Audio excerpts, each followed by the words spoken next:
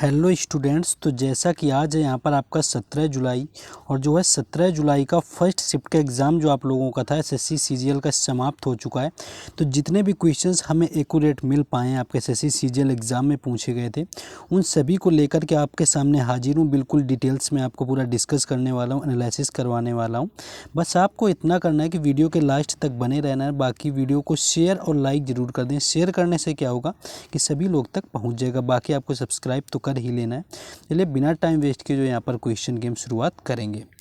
पहला क्वेश्चन आपका आया हुआ था कि प्रधानमंत्री रोजगार योजना किस पंचवर्षीय योजना में शुरू की गई थी। तो अगर प्रधानमंत्री रोजगार योजना की बात करें तो 7वीं पंचवर्षीय योजना यहाँ पर एक राइट आंसर हो जाएगा, यानी कि 7वीं पंचवर्षीय योजना के दौरान प्रधानमंत्री रोजगार योजना शुरू की गई, जो कि 1993 में आपकी शुरू की गई थी। तो 1993 में शुरू की गई थी, जो कि प्रधानमंत्री रोजगार योजना थी, जिसके तहत आपका शिक्षित युवाओं को स्वरोजगार के अवसर प्रदान कराना रहा हुआ था। देखिए, अब पंचवर्षीय से आपका पूछा गया तो आपको ये भी याद कर लेना है कि कौन सी पंचवर्षीय योजना किस पर आधारित थी। तो पहली और दूसरी कई बार पूछी जाती।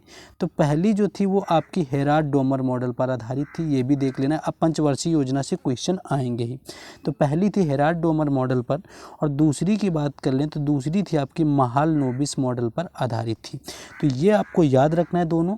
और अब पंचवर्षीय योजना से क्वेश्चन पूछे जाएंगे तो पंचवर्षीय योजना आपको पढ़ लेना है। क्वेश्चन आपका देखेंगे यहाँ पर संविधान का 9 देखिए, पॉलिटी से आपके आर्टिकल या भाग मोस्टली यहाँ पर पूछ लिए जाते हैं। संविधान का जो भाग 9 आपसे पूछा गया था। अगर भाग 9 की बात करें तो जो 9 भाग होता है वो आपका संबंधित होता है पंचायती राज से, लेकिन यहाँ पर आपका 9 पूछा गया था। तो अगर बात कर लें संविधान के भाग 9 में आपके जो अनुच्छेद दिए हुए हैं आर्टिकल, वो 243 जेड से लेकर के आपका 243 जेड तक दिए गए हैं, जो कि सहकारी समिति की व्याख्या करता है। यानी कि जो 9 आपका है वो सहकारी समितियों की व्याख्या से संबंधित है। और इन समितियों के बारे में जो 97वें संविधान संशोधन 2011 में हुआ था, ग्रामीण भारत की प्रगति को आगे बढ़ाने के लिए किया गया था। यानी सहकारी समितियां आती हैं 9 में आपके, जो कि एक तरह से आप समझ सकते हैं पंचायती राज का ही एक पार्ट होता है। तो ये क्वेश्चन यहाँ पर आर्टिकल से रिलेटेड पूछा गया था। बाकी और आपके जैसे पूछ लिए जाते हैं 14 से 18 आपका समानता का अधिकार होता है। ठीक है, आपका पूछ लिया जाता है कई बार मौलिक कर्तव्य कब किस में कितने दिए हुए हैं। तो अगर मौलिक कर्तव्यों की बात करें तो आपका 42वां जो संविधान संशोधन था 1976 में, उसमें आपके 10 मौलिक कर्तव्य जोड़े गए। ये आपको याद रखना है सरदार स्वर्ण सिंह समिति की अनुशंसा पर। उसके साथ साथ आपका नागरिकता से संबंधित पूछा गया था पहले दिन की किस आपके भाग में दिए हुआ है नागरिकता। तो भाग 2 था आपका, जिसमें कि नागरिकता दी हुई है। तो इस तरह से सारे आपको फैक्ट याद रखना है। पीडीएफ वगैरह आपको टेलीग्राम पे दे दी जाती है, तो उनमें जाकर के जैसे आप देखेंगे तो आपको आइडिया मिलता रहेगा। तो बाकी पीडीएफ लेने के लिए टेलीग्राम चैनल और जो व्हाट्सएप ग्रुप का लिंक है वो आपका डिस्क्रिप्शन में दे दिया गया है। क्वेश्चन देखिए, यहाँ पर आपका एक पूछा गया था सतलज और काली नदी से रिलेटेड आया हुआ था। देखिए, क्वेश्चन आपका एग्जैक्ट कुछ भी हो सकता है। आपका ये दे सकते हैं सतलज, और आपका दे दिया सतलज नदी और किस नदी, और आपका यहाँ पर डैश कर दिया कि बीच में जो आपका कुमायूं स्थित है। तो यहाँ पर अगर बात करें तो कुमायूं जो हिमालय है आपका, कुमायूं हिमालय आपका सतलज और काली नदी, यानी कि इन दो नदियों के बीच में आपका आता है। सतलुज और कुमायूं जो आपका काली नदी है, इन दोनों के बीच में आपका सतलज आपका नहर, आपका कुमायूं हिमालय जो आपका आता है, काली नदी और सतलुज नदी दोनों के बीच में आता है। तो क्वेश्चन किसी तरह आपका पूछा जाए, लेकिन आपको ये याद रखना है कि कुमायूं हिमालय जो है आपका दोनों के बीच में आएगा। नेक्स्ट क्वेश्चन यहाँ पर डांस से आया हुआ था, इससे रिलेटेड बात करेंगे। नेक्स्ट जो आपको यहाँ पर क्वेश्चन दिया हुआ था, आपका क्वेश्चन ये था कि ओडिशा के पहले व्यक्ति कौन थे जिन्हें पद्म विभूषण से सम्मानित किया गया। यह क्वेश्चन आपका ये दिया गया था कि कौन से नृत्यकार थे पहले जिन्हें कि ओडिशा के पहले पद्म विभूषण सम्मान से सम्मानित किया गया था। तो बहुत सारे लोग ये क्वेश्चन कह रहे हैं काफ़ी ये डिफ़िकल्ट है, यानी कि इसको क्वेश्चन को डिफ़िकल्ट मान रहे हैं, लेकिन ये बिल्कुल ही ईजी क्वेश्चन है। जिन लोगों ने पिछले एसएससी के एग्ज़ाम दिए हुए हैं, एनालिसिस देखे हुए हैं, या जिसने कोई भी एसएससी के एग्ज़ाम के प्रीवियस ईयर पढ़े हुए हैं, बिल्कुल आसान सा क्वेश्चन था। बिल्कुल डिट्टो यही क्वेश्चन आता है, कई बार पूछा जाता है कि ये बिल्कुल आसान सा आपका क्वेश्चन होता है। तो केलुचरण महापात्रा इसका राइट आंसर हो जाएगा, जो कि ओडिसी नृत्य से संबंधित हैं और ओडिशा से पद्म विभूषण पाने वाले पहले व्यक्ति बने हुए हैं। तो सेम क्वेश्चन ये पूछा गया था, तो इसको टफ बिल्कुल भी ना कहें। पहले व्यक्ति केलूचरण महापात्रा हैं, जो कि भारतीय शास्त्रीय नर्तक हैं ओडिशा नृत्य के, और इसके साथ ही ये पहले आपके पद्म विभूषण पाने वाले व्यक्ति हैं। इसके साथ ही बात करें तो इन्हें 2000 में दिया गया था। अगर आपसे कोई पूछे कि कब दिया गया था, तो सन 2000 में केलूचरण महापात्रा को पद्म विभूषण मिलता है, और 2003 में मिला था सोनल मानसिंह को। तो ये भी याद रखना है कि सोनल मानसिंह को 2003 में मिला था। तो कुछ लोग सोनल मानसिंह लगा के आ गए हैं शायद, तो सोनल मानसिंह को 2003 में दिया गया था, 2000 में नहीं दिया गया था। तो ये थे ओडिसी नृत्य से संबंधित। और जो आपको पता होगा कि ओडिसी जो है वो ओडिशा का शास्त्रीय नृत्य है, और कुल 8 शास्त्रीय नृत्य हैं भारत के, जिनमें से 2 जो नृत्य आते हैं कथकली और मोहिनीअट्टम केरल के, आंध्र प्रदेश का कुचिपुड़ी, भरतनाट्यम तमिलनाडु, उत्तर प्रदेश कथक, सत्रिया नृत्य असम का, मणिपुरी नृत्य मणिपुर का, और आपका जो बाकी है यहाँ पर ओडिसी ओडिशा का है। तो ये आपको सारे याद रखने हैं। नेक्स्ट यहाँ पर क्वेश्चन जो पूछा गया था नेक्स्ट था कि सती प्रथा के समाज सुधारक कौन थे। तो जो सती प्रथा का अंत है, इसके समाज सुधारक के तौर पर तो यहाँ पर राजा राम मोहन रॉय आगे आए हुए थे। राजा राम मोहन रॉय थे जो कि सती प्रथा के समाज सुधारक थे, लेकिन इनके साथ और भी लोग थे। एक तो इनके सहयोगी रहे हुए थे लॉर्ड विलियम बेंटिंग, और इसके साथ साथ एक और लोग थे जो कि अकबर देती के नाम से जाने जाते। तो अकबर देती भी इनके सहयोगी रहे थे, और इन सभी के अथक प्रयासों के साथ में 4 दिसंबर साल 1829 को सती प्रथा का अंत कर दिया गया था। तो ये था आपका यहाँ पर राजा राम मोहन रॉय। नेक्स्ट क्वेश्चन आगे देखेंगे, लेकिन उससे पहले जिन लोगों ने अभी तक लाइक और शेयर ना किया हो वीडियो को, वो लाइक और शेयर जरूर कर देंगे।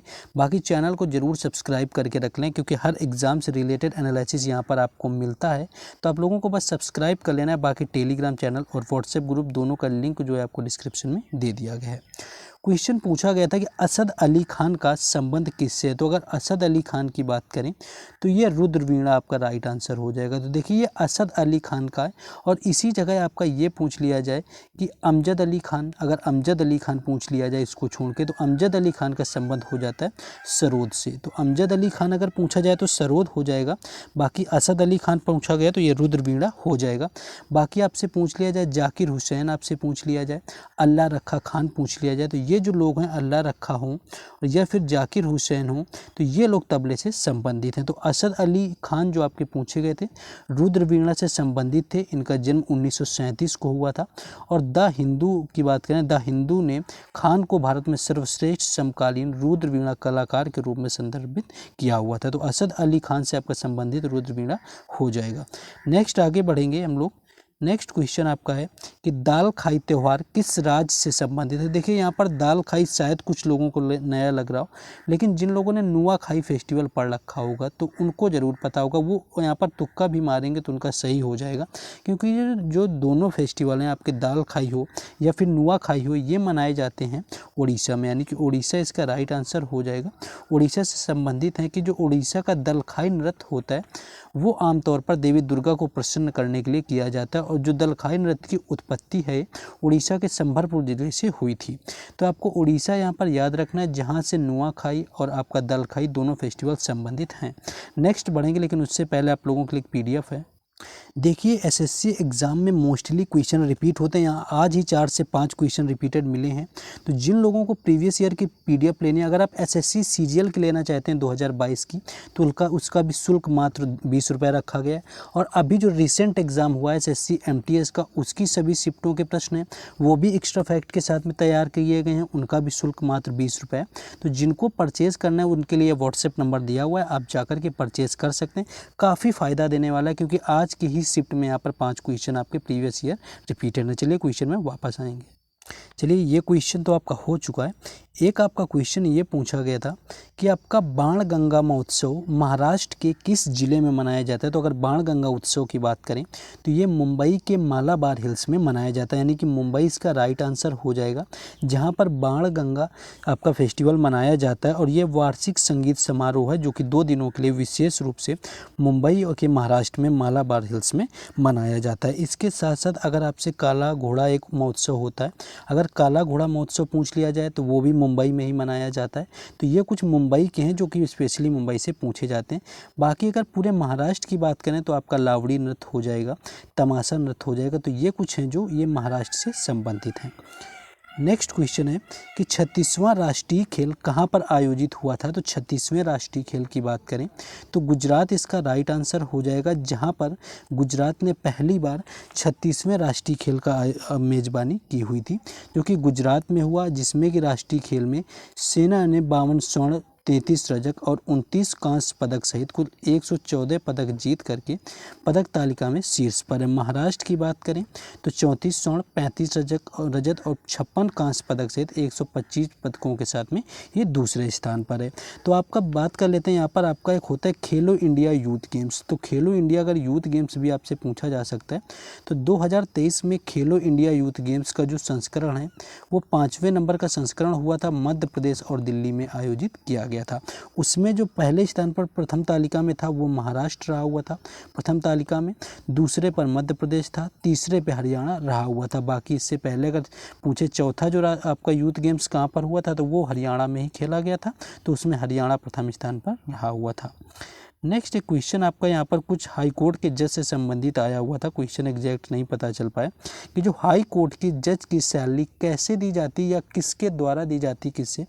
तो जो उच्च न्यायालय के न्यायाधीशों के वेतन, पेंशन और भत्ते की बात करें तो भारत की संचित निधि से दिए जाते हैं, यानी कि संचित निधि पर पूरी तरह निर्धारित होते हैं। जबकि उच्च न्यायालय के न्यायाधीशों के वेतन और भत्ते ये जो होते हैं ये राज्य की संचित निधि और पेंशन भारत की संचित निधि पर भारित होती है। यानी आपको ये समझना है कि जो आपके उच्च न्यायालय सुप्रीम कोर्ट के न्यायाधीश होते हैं उनके जो भत्ते, पेंशन, वेतन सारा कुछ संचित निधि से दिया जाता है जो केंद्र वाली होती है, बल्कि जब उच्च न्यायालय की बात आती है तो उसके वेतन और भत्ते जो होते हैं वो राज्य की संचित निधि से जाते हैं और पेंशन की बात करें तो वो भारत की संचित निधि से जाती है। तो इसी तरह से कुछ रिलेटेड क्वेश्चन यहाँ पर पूछा गया था। तो काफ़ी कोशिश करता हूँ कि आप लोगों के लिए बेहतर से बेहतर क्वेश्चन लाऊं, लेकिन अगर आप लोग लाइक शेयर नहीं किए हुए हैं तो अभी भी आप लोग कर सकते हैं, क्योंकि यहाँ पर आपके लिए हार्ड वर्क किया जा रहा है। इन क्वेश्चंस का PDF है आपको टेलीग्राम चैनल और व्हाट्सएप ग्रुप पर मिलेगा, जिन दोनों का लिंक आपको डिस्क्रिप्शन में दिया गया है। इंग्लिश का भी एनालिसिस आपको शाम में चारों शिफ्टों का एक साथ में मिलेगा, यहाँ चारों शिफ्टों का तो बाकी मिलना ही GS का। बस आपने सब्सक्राइब ना किया तो सब्सक्राइब करके बेल आइकन को दबाना बिल्कुल ना भूलें।